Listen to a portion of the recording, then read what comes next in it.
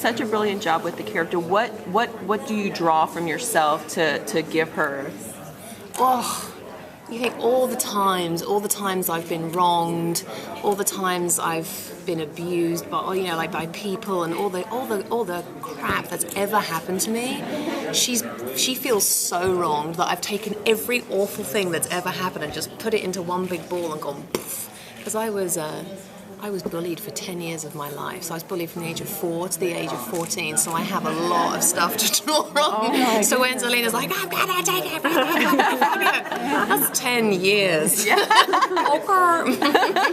So there's a lot to draw from. So is there anything you can sneak for us in this upcoming episode this Sunday with your character? Yeah. I know there's night. been a standoff. Yeah, there's that. And then there's also some deliciousness, you know, between me and Mr. Carlisle. There's like some Zelena and Rumple. Mr. Gold moments, which, you know, a bit saucy. Oh.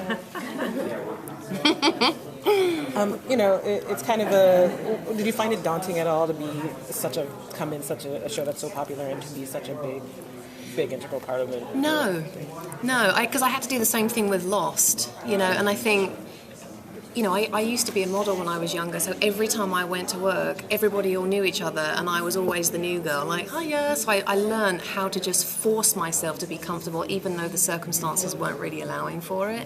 And I think also then when you've got like a nice cast and crew on top of it, it makes it extremely easy. So it was a very similar experience on Once Upon a Time as it was with Lost. You know, you've got like a great group of people, and I'm like, hi, yeah, I'm here to play another wicked time, and you just slip right in, and it was just really effortless because everyone was really kind to me. Yeah, and I also know Emily from Lost as well, so we had that relationship, so that was nice. Thinking about how big the Wicked Witch character is. What did you do to prepare? Do you draw from any of the books at all for your character?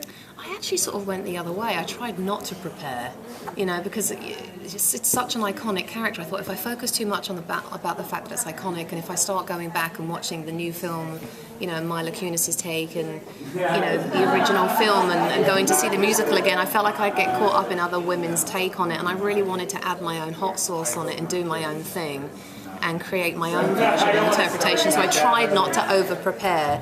And one idea I had in the very beginning when I the first time I was green, we tried lots of different ways of me saying it because we hadn't really established who she was yet. And at the very end, they're like, oh, we've got it. I'm like, oh, I want to try something else and just do it. Because in England, wicked is a very popular word, and I say it all the time, like, oh, wicked, mate, hey, wicked. But wicked also means like a little bit naughty and a little bit saucy. So I kind of really wanted to add that element to her. Because I also wanted to try and differentiate myself between the evil queen, too. I didn't want it to be too similar. So I thought I just made her a little bit sort of English and sarcastic. And a bit, you know, I thought that just to make it a bit more wicked and delicious and not copy somebody else, you know. That's boring. Who wants to see something twice? Not me. Yeah. Speaking of the evil queen, you're really giving her a run for her money in the wardrobe department. How crucial are those costumes to build a character? I usually hate fittings on a job. Like, oh, can you come in for a fitting? You're like, you just don't want to. But the costume designer, Eduardo, on the show is so talented, and he's such a fabulous person on top of it. And they always put the costumes, you know, like on the body model. So you come in and it's like, ta-da, it's a big reveal, and then everybody applauds, and then you put it on and everyone's waiting to watch it. I mean, it's so, even the fittings are like its own TV show. And like the first time I put on, they called it my hero costume, like the original black thing that I first came out on. And everybody that had been slaving away on it for hours, and all the little seamstresses and everybody were just waiting, and they're like, we're all waiting for you out here. And I'm like, are you ready? And the curtains come back and they're like, ah! It's just really special because they work so hard. They put so much effort into it, you know? So, yeah, costumes are amazing.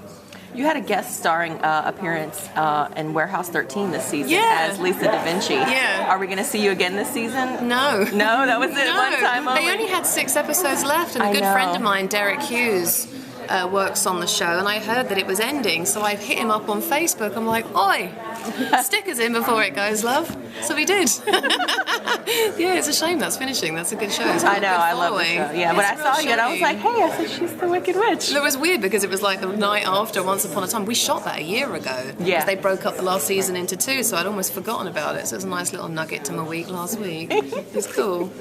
Is there a character that you haven't played with yet that you'd love to play with in Once Upon a Time? Oh, no, do you know what? Someone asked me that recently, like, who haven't you worked with that you'd like to work with? And I think I've worked with everybody. Even Granny, like Granny's a pisser. I mean, the people on the show are so much fun. I'm trying to think, who haven't I shot with? I wish I'd worked more with Jennifer Morrison. But, I did a lot of stuff, she wasn't in Fairy Tale Land in the episodes that I did with me, so... But, most of my work, obviously, was with Robert Carlyle and Lana Parrilla. And, before I got the gig, they were my two favourite characters, so it's been, to work with those two, it's just been bonkers. It's been really, really cool.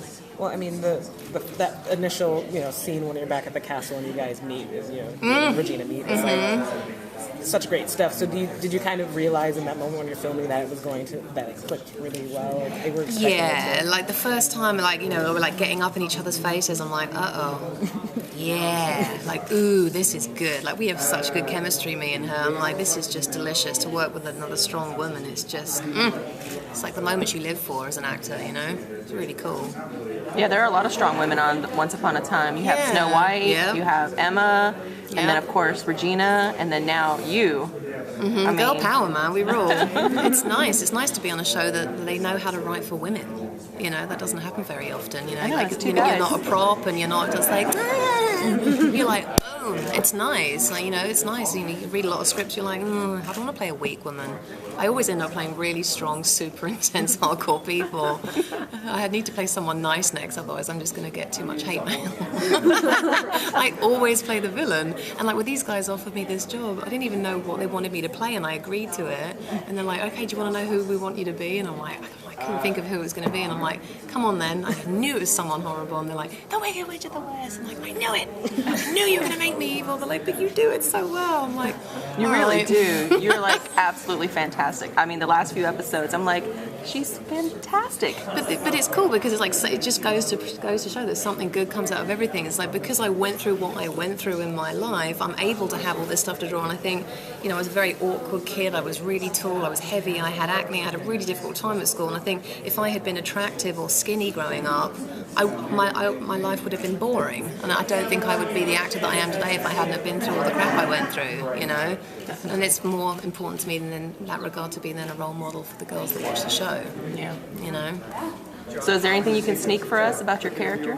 What we can see this season? Well, there's some good stuff coming up. There's some good stuff coming up. We go back to Oz, and I have some really fun stuff with Glinda the Good Witch. Oh. Yeah, so we get to be in Oz again. We get to be witchy, and that's fun. It's some more that the juxtaposition of good versus evil. That's fun. That's coming up soon. More green body paint.